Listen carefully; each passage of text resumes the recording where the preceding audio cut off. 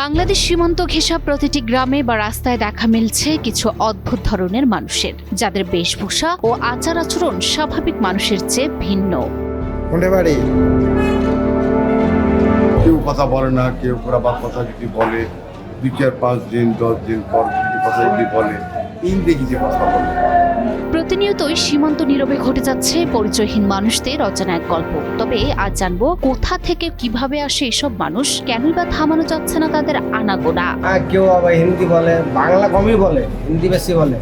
আর এই যে আপনার একটা যে বাইকের সাইজ যে পাগলটা যে আবার কথা বলে, আবার কি কয় এগুলো ফার্সি ভাষাটা কি বুঝতে পারা যায় না, হিন্দি ভাষাটা বুঝে এইটা তো আবার বোঝাই যায় না কি বলে না বলে। ভারত বাংলাদেশ সীমান্তে নীরবে ঘটছে এক মানবিক সংকট। সীমান্ত পার হয়ে দেশে ঢুকছে মানসিক ভারসাম্যহীন ও পরিচয়হীন মানুষ, যাদের পরিচয় নিশ্চিত করা যেমন কঠিন, তেমনি ঘটনা নিয়ে তৈরি হচ্ছে নিরাপত্তা ঝুঁকির আশঙ্কাও।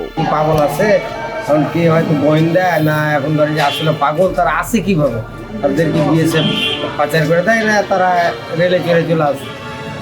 এই আমরা তো দেখি স্টেশনে অনেকে ঘুরে, কে আবার থাকে, কে আবার কোথায় চলে যায়। ভারত ও বাংলাদেশে রয়েছে দীর্ঘ সীমান্ত পথ। এই সীমান্ত পেরিয়ে প্রতিদিনই চলে মানুষের যাতায়াত, কখনো বৈধভাবে, কখনো অবৈধভাবে। কিন্তু আলোচনার বাইরে থেকে যায় এক ভিন্ন বাস্তবতা, সীমান্ত পার হয়ে আসা মানসিক ভারসাম্যহীন ও পরিচয়হীন মানুষদের গল্প। এরা ভারসাম্যহীন হয়ে পাগল হয়ে এরা বাড়ি থেকে হারিয়ে যায়। এদের মধ্যে আমি কাউকে এ পর্যন্ত পাই নাই, কারণ আমি তো 2-4-5 দিন রাখি। তারা যদি অন্য কিছু হতো তাহলে পরে আমার কাছে ওইভাবে থাকতো না। এখনও আমাদের রহনপুর রেল স্টেশনে 3-4 জন আছে ভারতীয় নাগরিক। আমরা প্রতিনিয়ত তাদেরকে চেষ্টা করি, জিজ্ঞাসা করি তাদের পরিবার খোঁজার জন্য, কিন্তু আসলে সবারই কথা তো বুঝতে পারি না, যার কারণে এটা সম্ভব হয় না। অনেকেই দেখেন যে হয়তো 2-3-4 দিন থাকলো, আবার দেখেন যে দীর্ঘদিন ধরে আছে। ঠিক আছে, এই যে আমাদের এই যে আপনি যদি থাকেন, আপনি সন্ধ্যা অবধি পর্যন্ত থাকলে আপনি বুঝতে পারবেন এখানে কিন্তু একটা খুব বয়স্ক করে বুঝান করে স্বাস্থ্য ভালো, তিনি কিন্তু দীর্ঘদিন ধরে আছে, হিন্দিতে কথা বলে। চাঁপাইনবাবগঞ্জ সহ সীমান্ত ঘেঁষা এলাকায় প্রায় দেখা যায় এসব মানুষদের। আরএফএল এসডব্লিউআর পাইপই মাপে যা বলে তাই দেয়। RFL SWR pipe and fittings. যাদের কথাবার্তায় রয়েছে ভাষাগত ভিন্নতা, আচরণে অস্বাভাবিকতা এবং নিজের পরিচয় সম্পর্কেও সম্পূর্ণ অনিশ্চিত তারা। তাদের গোসলের ঠিক নাই, কাপড়ের ঠিক নাই, খাবার ঠিক নাই। তবে এখানে যেসব পাগলগুলো না আছে, এখন অবধি পর্যন্ত প্রায় মোটামুটি 3 জন মতো আছে, দীর্ঘদিন ধরে আমাদের রংপুরে আছে।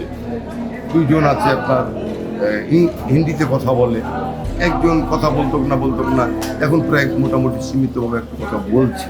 স্থানীয়দের অভিযোগ, এই মানুষগুলো হঠাৎ করে এসে পড়ে লোকালয় শহর কিংবা পাড়া মহল্লায়। উভয় দেশের সীমান্তে সীমান্তরক্ষী বাহিনী থাকা সত্ত্বেও কিভাবে তারা দেশে প্রবেশ করছে তা নিয়ে প্রশ্ন তুলছেন সাধারণ মানুষ। তবে পার্শ্বে ভারত, আমাদের বাংলাদেশ সীমান্ত বাহিনী আছে, তাদের সীমান্ত বাহিনী আছে। আমাদের বাংলাদেশের কোনো লোকজন ঢুকতে গেলে তাদেরকে গুলি করে মেরে ফেলে দেওয়া হয়।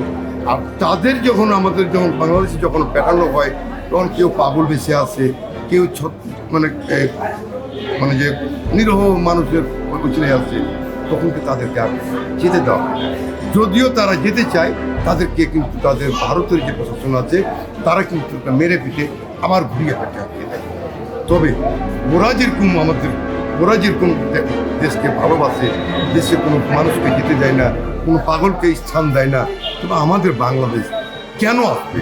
মানবিক কারণে অনেক ক্ষেত্রে এই পরিচয়হীন মানুষদের আশ্রয় দেয় স্বেচ্ছাসেবী সংগঠনগুলো। তাদের ভাষ্য, সীমান্ত এলাকা হওয়ায় এমন কাউকে পাওয়া গেলে প্রথমে নিরাপত্তা ও চিকিৎসার ব্যবস্থা করা হয়। তবে সবচেয়ে বড় চ্যালেঞ্জ হলো তাদের পরিচয় শনাক্ত করা, এমনটি জানান স্থানীয় মানবিক সহায়তা স্বেচ্ছাসেবক টিমের পরিচালক আব্দুল গনি। তো এরকম আমরা যেহেতু দীর্ঘদিন ভারসাম্যহীন মানুষের সেবায় কাজ করছি, হঠাৎ দেখি যে কিছু ভারতীয় পাগল, যাদের মাথায় জট লেগে থাকে, উচ্ছৃঙ্খল আচরণ, তাদেরকে আমরা নিয়ে এসে অনেকগুলো সেবা দিয়েছি। প্রায় 45-50 জন আমরা ভারতীয় নাগরিককে সেবা দিয়েছি, এবং আমরা এ পর্যন্ত অনেক মানুষকে পরিবারে দিয়েছি। প্রায় 1022 জন মানুষকে আমরা বাংলাদেশ এবং ভারতে যারা পরিবার থেকে হারিয়ে বছর পর বছর, আমরা তো 2-4 দিন 2-4 মাস এগুলো তো আছেই, 2-4 বছর, 10-15 বছর, 20-30-40 বছর, এমনকি 55 বছর হারিয়ে থাকা মানুষও আমরা একজন পরিবারে পাঠাচ্ছি।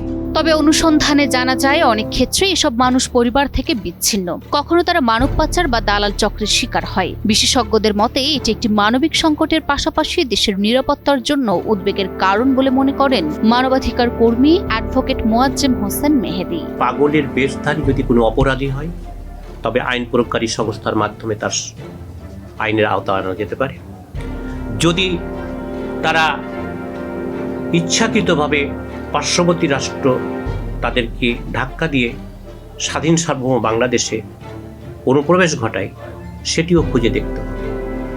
এটি খুঁজে এবং সঠিক সিদ্ধান্ত নিয়ে এগিয়ে যেতে হবে, কারণ তদন্ত ব্যতি রেখে, অনুসন্ধান ব্যতি রেখে কারো বিরুদ্ধে কোনো প্রকারের মন্তব্য করা সমীচীন বলে আমি মনে করি। এ বিষয়ে বর্ডার গার্ড বাংলাদেশ জানায়, পরিচয় নিশ্চিত হলে ভারত ও বাংলাদেশের প্রশাসনের সমন্বয়ে পতাকা বৈঠকের মাধ্যমে এসব মানুষদের নিজ নিজ দেশে ফেরত পাঠানো হয়। দেখেন, আমি আমার টেনিউরে একটাই পেয়েছি, আমি একটাকে হস্তান্তর করে দিয়েছি। এর আপনি যেগুলো বলছেন এগুলো আসলে আমি আমার জানা নেই। এদিকে মানসিক ভারসাম্যহীন মানুষদের সীমান্তে এভাবে ঠেলে দেয়া শুধু অমানবিক নয়, এটি সীমান্ত নিরাপত্তা ও মানবাধিকারের জন্য বড় হুমকি। এই নীরব সংকট দ্রুত গুরুত্ব দিয়ে দেখার দাবি অপরাধ বিশেষজ্ঞদের ও এলাকাবাসীর।